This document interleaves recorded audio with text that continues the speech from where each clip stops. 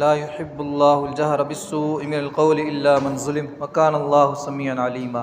صدق اللہ العظیم۔ درود شریف پڑھے اللہم صلی علی محمد وبارک وسلم۔ صلو علیہ الصلاۃ والسلام علیک یا رسول اللہ صلی اللہ علیہ وآلہ وسلم۔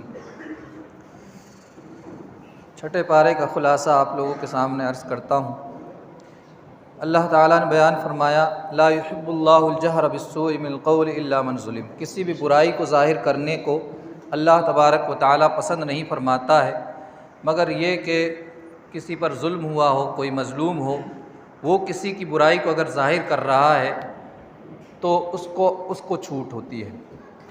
یعنی اس کا کئی مطلب ہو سکتے ہیں۔ تو یہ کہ کسی کی بھی برائی کو، دوسرے کے شخص کی برائی کو لوگوں کے سامنے ظاہر کرنا، یہ اللہ تعالیٰ اس کو پسند نہیں فرماتا ہے۔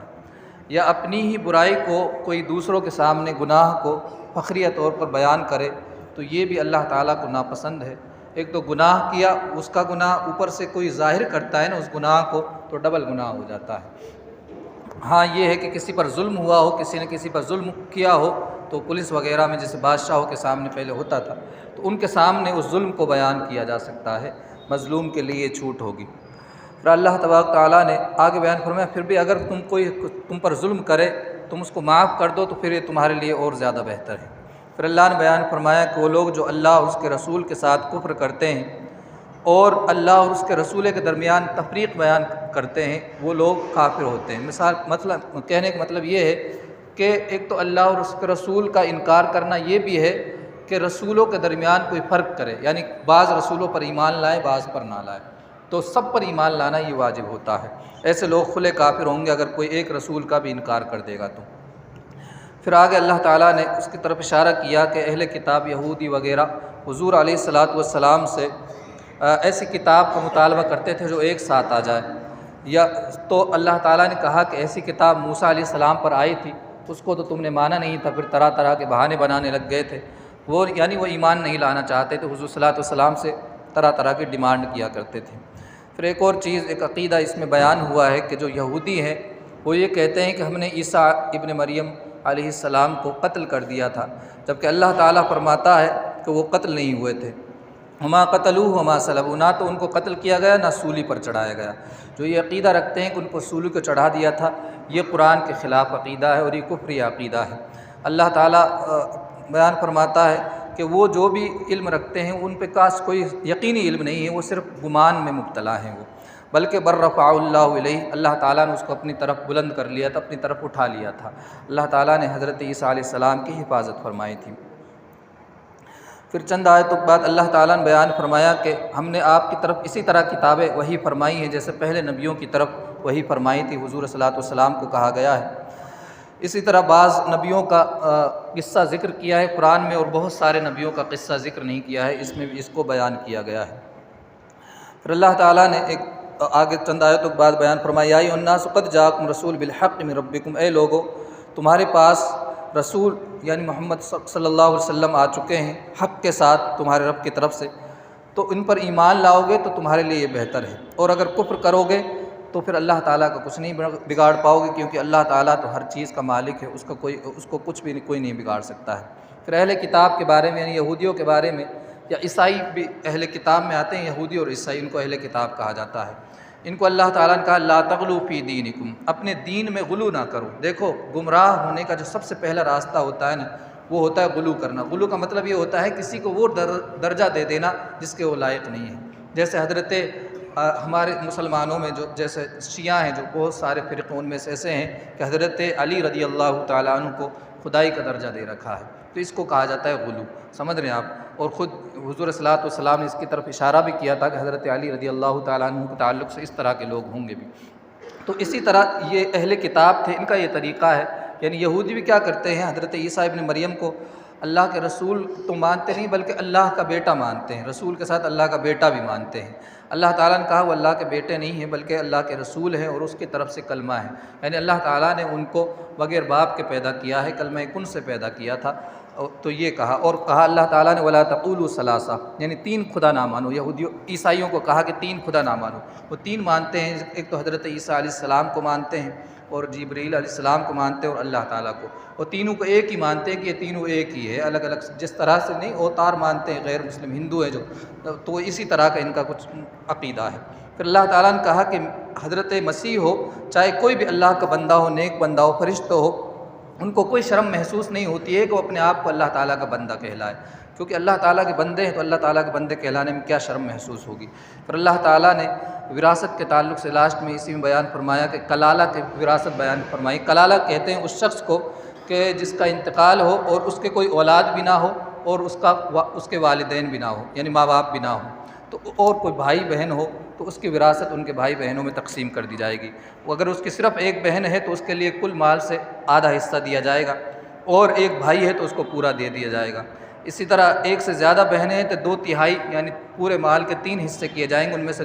دو حصے دے دیے جائیں گے بہنوں کے درمیان میں،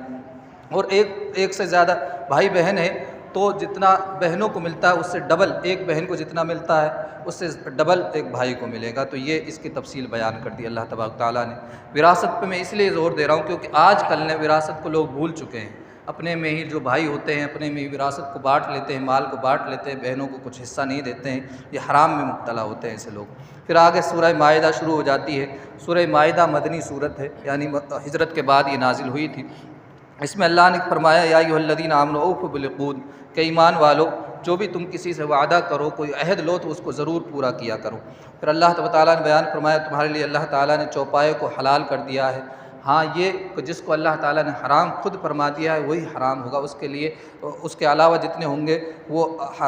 حلال ہوں گے۔ جس کو حرام کر دیا اللہ نے وہ حرام ہے، باقی تو حلال ہوتا ہے۔ اسی طرح ایک بہت ہی اہم چیز جو اس میں ایک قانون بیان کر دیا اللہ نے، تعاونوا علی البر والتقوی، کہ نیکی اور تقوی میں ایک دوسرے کی مدد کرو۔ اللہ تعالیٰ نے کہا کہ نیکی اور ایک دوسرے کی مدد کرو تقوی میں،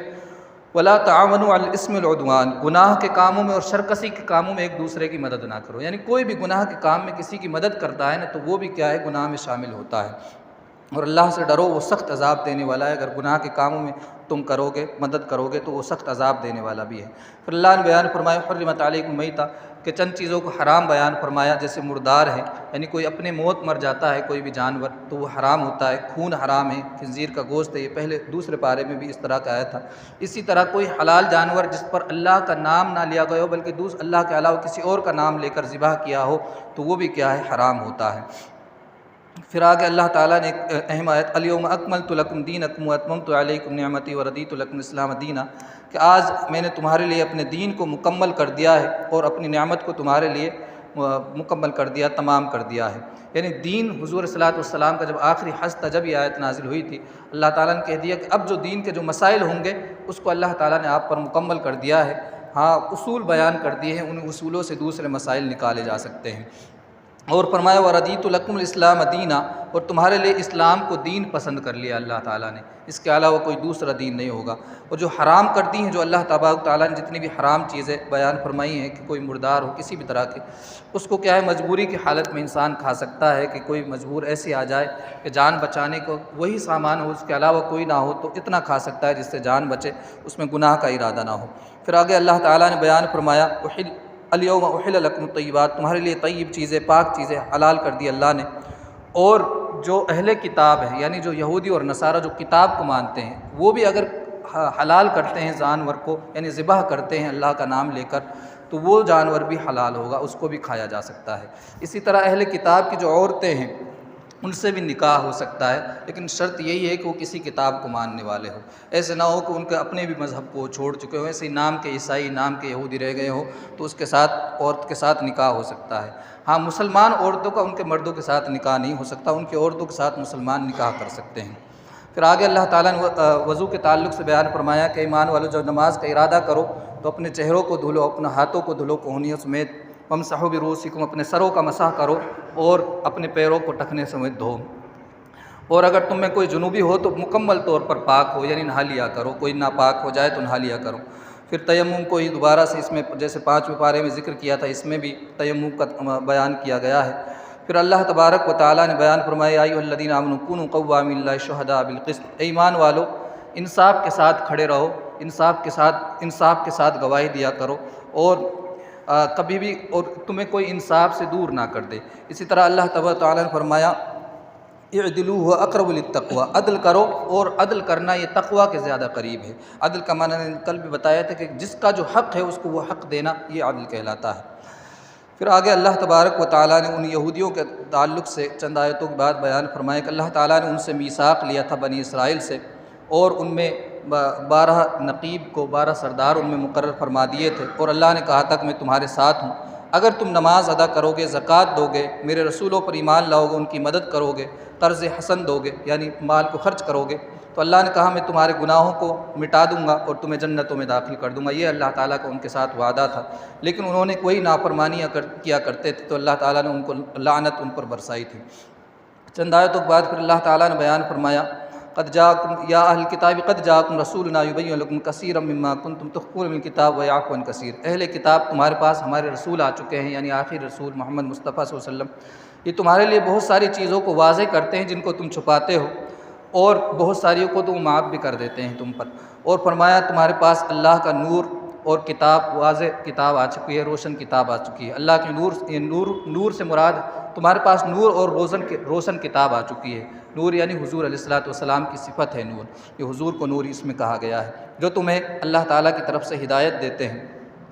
یا حدیب اللہ تعالیٰ ہدایت دیتا ہے اس کے ذریعے سے، یعنی اس نور و کتاب کے ذریعے سے اس کو جو اس کے اتباع کرتے ہیں، خوشی کے ساتھ جو اللہ کے رسول کی اتباع کرتے ہیں۔ پھر بیان فرمایا لقد کفر الذین قالوا ان اللہ المسیح ابن مریم، وہ لوگ کافر ہو گئے ہیں جنہوں نے کہا کہ مسیح ابن مریم ہی اللہ ہے، یعنی جنہوں نے حضرت مسیح کو، حضرت عیسیٰ علیہ السلام کو اللہ مانا، وہ کافر ہو گئے۔ اللہ نے کہا وہ کیسے کافر ہو سکتے ہیں؟ اللہ تعالیٰ چاہے تو ان کو، ان کی والدہ کو، اور دنیا میں جتنی چیزیں ہیں سب کو ہلاک کر دے، تو جس کو اللہ ہلاک کر سکتا ہے، ختم کر سکتا ہے، وہ کیسے اللہ ہو سکتا ہے؟ اللہ تعالیٰ تو کبھی ختم نہیں ہوگا، حضرت مسیح کو بھی ختم کر سکتا ہے، ان کی والدہ کو، تمام چیزوں کو اللہ ختم کر سکتا ہے۔ اللہ تعالیٰ نے کہا اس کو جو ختم ہو سکتا ہے وہ خدا نہیں ہو سکتا ہے۔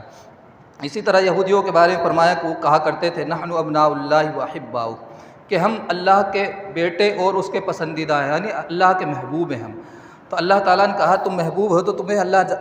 عذاب کیوں دے گا؟ یعنی کوئی کسی کا پسندیدہ ہوتا ہے، محبوب ہوتا ہے تو اس کو عذاب نہیں ہوتا ہے، حالانکہ تم بھی مانتے ہو کہ ہمیں تھوڑے ہی دن چاہے عذاب دیا جائے، عذاب تو دیا جائے گا، اپنے محبوبین کو تو عذاب نہیں دیا جاتا ہے۔ اللہ نے کہا کوئی تم محبوب نہیں ہو، یہ ہے کہ تم بھی اس دوسرے لوگوں کی طرح ہی ہو جیسے دوسرے لوگ ہیں۔ اللہ جس کو چاہتا ہے معاف کرتا ہے، جس کو چاہتا ہے بخش دیتا ہے۔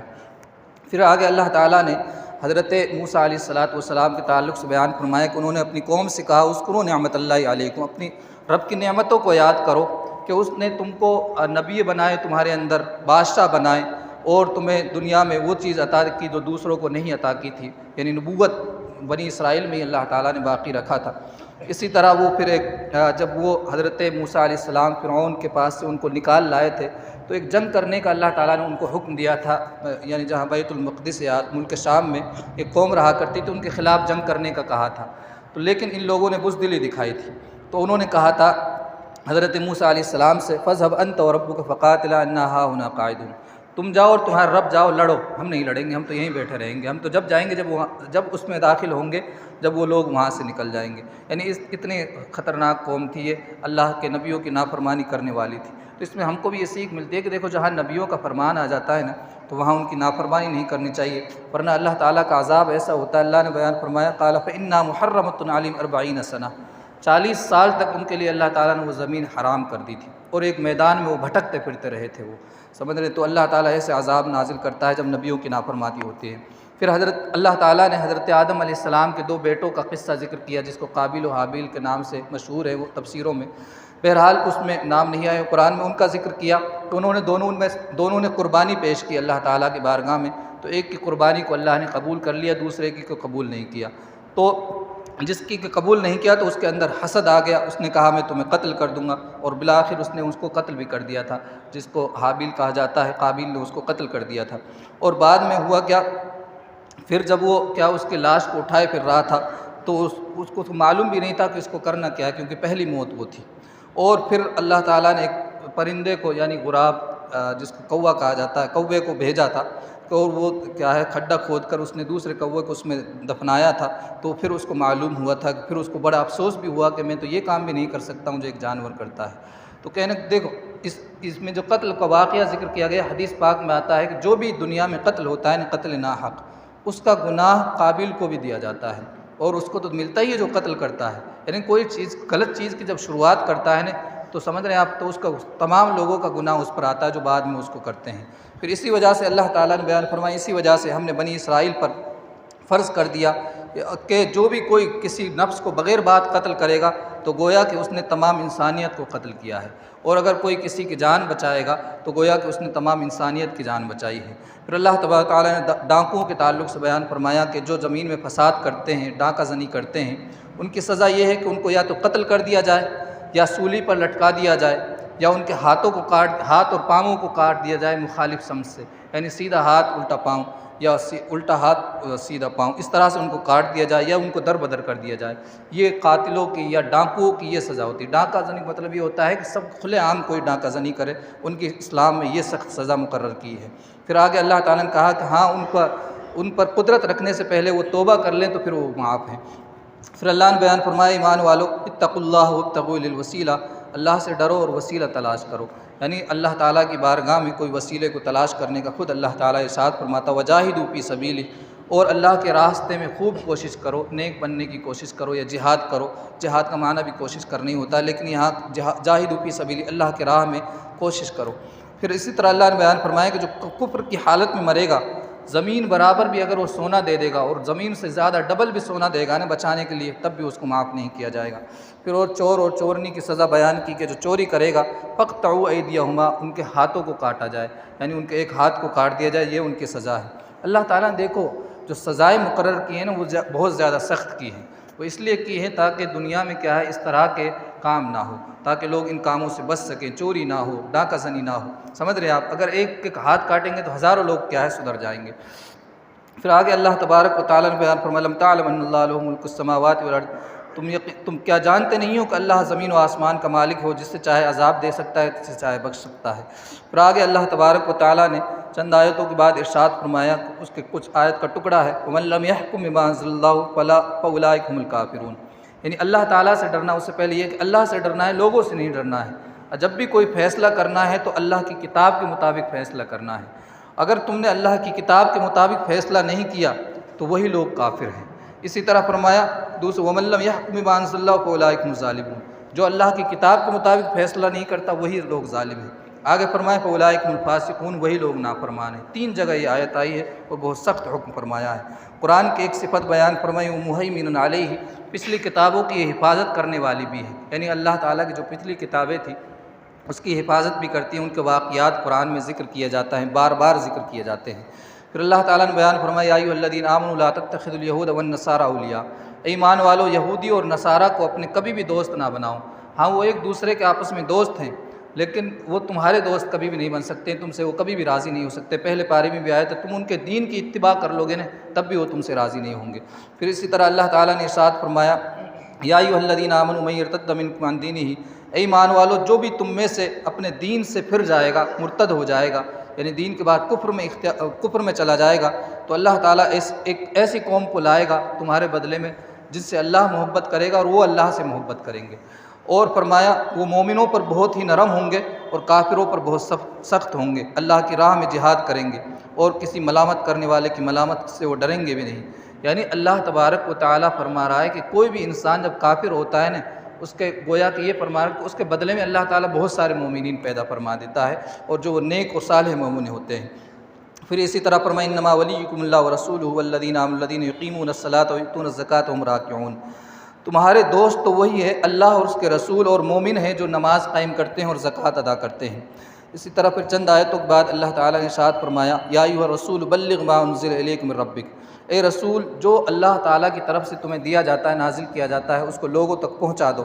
یعنی حضور علیہ الصلوٰۃ والسلام کا کام یہ تھا کہ جو بھی اللہ تعالیٰ نے ان کو دیا ہے اس کو لوگوں تک پہنچا دینا، اور فرمایا اگر آپ نے ایسا نہیں کیا تو آپ نے حق تبلیغ ادا نہیں کیا۔ واللہ یعصمک من الناس، اور اللہ آپ کی حفاظت فرمائے گا تمام لوگوں سے، یعنی لوگ آپ کا کچھ بھی نہیں بگاڑ پائیں گے۔ کہنے کا مطلب یہ ہے کہ دیکھو دین کو جب لوگوں تک پہنچائیں گے نا، رسول اللہ کو یہ حکم ہے، لیکن ہم اور آپ کے لیے بھی یہ ہے، اگر ہم صحیح طور پر دین کی تبلیغ کریں گے، لوگوں تک پہنچائیں گے، تو لوگوں کو خوف نہیں کرنا چاہیے، لوگ کچھ بھی نہیں بگاڑ پائیں گے تمہارے۔ رسول اللہ صلی اللہ علیہ وسلم کے ساتھ میں وہ خلاف کتنی سازشیں رچی گئی تھی، لیکن کچھ بھی نہیں ہوا، اللہ تعالیٰ نے ان کی حفاظت فرمائی۔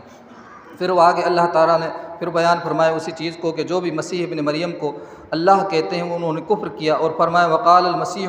اور مسیح نے کہا اے بنی اسرائیل اللہ کی عبادت کرو جو میرا اور تمہارا رب ہے، یعنی مجھے خدا نہ مانو بلکہ اللہ تعالیٰ کی عبادت کرو۔ اور فرمایا جو بھی اللہ کے ساتھ شریک کرے گا، شرک کرے گا، اللہ نے اس کے لیے جہنم کو حرام، اللہ نے اس کے اوپر جنت کو حرام کر دیا ہے اور اس کا ٹھکانہ جہنم میں ہوگا۔ پھر اسی طرح فرمایا کہ تمہیں 3 خدا نہ کہا کرو، اور فرمایا مل مسیح ابن مریم الا رسول، مسیح ابن مریم تو اللہ کے رسول ہیں اور ان سے پہلے بھی رسول گزر چکے ہیں، اور ان کی جو والدہ ہیں وہ امہ صدیقہ، ان کی والدہ صدیقہ ہے۔ صدیق ایک لقب ہوتا ہے جو نبوت کے بعد کا جو لقب ہے نا، مرتبہ کہہ لیجئے صدیق، جیسے عالم ہے، حافظ ہے، سمجھ رہے ہیں آپ، ولی ہے، یہ سب مرتبے ہیں۔ اسی طرح صدیق بھی مرتبہ، جیسے صدیق کے اوپر حضرت عمر، حضرت ابو بکر صدیق جانتے ہیں آپ لوگ، تو ان کے بارے میں بھی حضرت مریم رضی اللہ عنہا کے بارے میں اللہ نے کہا وہ بھی صدیقہ تھی، یعنی نبوت کے بعد ان کا مرتبہ ہے۔ اور فرمایا دونوں کے دونوں کھانا کھاتے ہیں وہ لوگ۔ یہ کہنے کی کیا ضرورت ہے؟ یہ کہنے کی یہ ضرورت، دیکھو اللہ جو ہوتا ہے نا وہ کھانے وغیرہ سے پاک ہے، ان کو تم اللہ مانتے ہو، وہ تو کھانا کھاتے ہیں، یہ کیسے اللہ ہو سکتے ہیں؟ پھر اسی طرح اللہ تعالیٰ نے بیان فرمایا تم ان کی عبادت کیوں کرتے ہو جو تمہیں کچھ نہ نفع پہنچا سکتے ہیں نہ نقصان پہنچا سکتے ہیں۔ اور فرمایا کہ اہل کتاب اپنے دین کے بارے میں غیر غلو اختیار نہ کرو، غلو کا مطلب وہی کہ ناحق بات نہ کہا کرو، اور ان لوگوں کی پیروی بھی نہ کرو جنہوں نے پہلے غلو اختیار کیا، جو گمراہ ہو گئے تھے پہلے۔ پھر اسی طرح لاسٹ آیت ہیں ایک آیت ہے لَتَجِدَنَّ أَشَدَّ النَّاسِ عَدَاوَةً لِلَّذِينَ آمَنُوا الْيَهُودَ وَالَّذِينَ أَشْرَكُوا، یہ ہم اور آپ کے لیے بہت ہی زیادہ اہم آیت ہے۔ اللہ نے بیان فرمایا کہ تمام لوگوں میں سب سے زیادہ تمہارے جو سخت دشمن ہیں نا وہ ہے، ایمان والوں کے سب سے زیادہ سخت دشمن یہودی ہے اور مشرک ہے، یعنی جو اللہ کے علاوہ کسی اور کی پوجا کرتے ہیں، جو کفر میں شرک میں مبتلا ہیں، سب سے زیادہ سخت دشمن وہ ہے۔ اب دیکھو اللہ تعالیٰ ان کو دشمن کہہ رہا ہے، ہم چاہے کتنا ہی ان کے لیے کچھ بھی کر لیں، کتنا ہی بھلائی چالیں، ہمارے کبھی وہ دوست نہیں بن سکتے ہیں، کیونکہ قرآن میں فرما دیا، قرآن لا ریب فیہ ہے، اس میں کسی طرح کی کوئی شک کی گنجائش نہیں ہے۔ یہودیوں کے ساتھ کیا بہت اچھا معاملہ کیا تھا مسلمانوں نے، لیکن آج دیکھو یہودی کیا کیا کر رہے ہیں۔ یہودیوں کو بسایا تھا وہاں جہاں یہودی آج ظلم کر رہے ہیں مسلمانوں پر، فلسطین میں، ان کو بسائے مسلمانوں نے تھا وہاں، ورنہ تو ان کی تو بہت بری حالت تھی، ہٹلر نے ان کو بہت مارا تھا ان لوگوں کو۔ تو مسلمانوں نے ان کے ساتھ بھلائی کرنی چاہیے، لیکن وہ مسلمانوں کے سخت دشمن ہیں، دیکھو قرآن میں صاف آ گیا کہ بہت زیادہ سخت دشمن ہیں۔ اسی طرح جو مشرک ہیں وہ کبھی بھی تمہارے دوست نہیں ہو سکتے ہیں، وہ بھی سخت دشمن ہیں۔ ہاں اللہ نے کہا کہ ان کے مقابلے میں تمہارے جو دوست ہیں نا، جو تم سے نرمی اختیار کرتے ہیں، وہ لوگ ہیں جو اپنے آپ کو نصارہ کہتے ہیں، یعنی یہودیوں میں کچھ نہ کچھ نرمی ہے ان کے مقابلے میں، لیکن یہ دو ہیں نا جو یہودی اور یہ مشرکین، یہ تو تمہارے بہت زیادہ سخت دشمن ہیں۔ اللہ تعالی ہمیں صحیح علم و عمل کی توفیق عطا فرمائے۔